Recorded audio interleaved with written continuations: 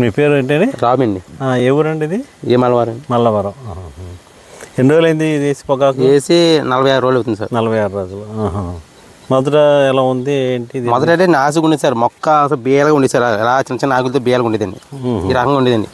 మనం రేడియంట్ ఇంకా నాసు మొక్క ఉండి మనం రేడియంట్ కొట్టిన తర్వాత మొక్క ఆకు సాగడం, గ్రోతింగ్ పెరగడం బాగుందండి. ఆ తర్వాత దీనికి పెట్టుబడి కూడా తగ్గుతుందండి. మనకి ఇటు మందు కొట్టుకోవడం వల్ల నూగు వచ్చి దోమ కానీ వీటిని కూడా జానేస్తుంది సార్. ఇది మెత్త ఆకు కూడా పిలుస్తాను ఉందండి. ఆకు అయితే మాత్రం రబ్బర్లా ఉంది, నాకైతే ఆకు దళసలు ఉందండి, అన్నీ బాగున్నాయి సార్ దీనివల్ల. అసలు మొత్తానికి ఏమైనా ఎన్నిసార్లు కొట్టారు రేడియంట్? రేడియంట్ 2 సార్లు కొట్టింది సార్. 2 సార్లు ఈ తోడకొచ్చి 2 సార్లకి ఇది తోడకు వచ్చింది సార్. గొలుసు కూడా బాగా దగ్గర సార్, మందు కొట్టడం వల్ల గొలుసు కూడా బాగా దగ్గర. నువ్వు వస్తుందండి, ఇది గొలుసు కూడా దగ్గర ఉన్న చెట్లకి దీనికి కూడా తేడా కాపాడుతుంది. పిండి కూడా అడుగుతుంది, పిండి తక్కువ, దీనివల్ల దిగుబడి కూడా కాపాడుతుంది, ఆకు మందం అవుతుంది. ఈ నూగు అది ఉంది, నూగు ఉంది సార్, నూగు అయితే ఉంది. నూగు వల్ల ఏంటి బెనిఫిట్? నూగు అంటే దీనివల్ల దోమ చేస్తలేదు సార్. నేను నూగు కొట్టడం వల్ల దోమ చేస్తాను.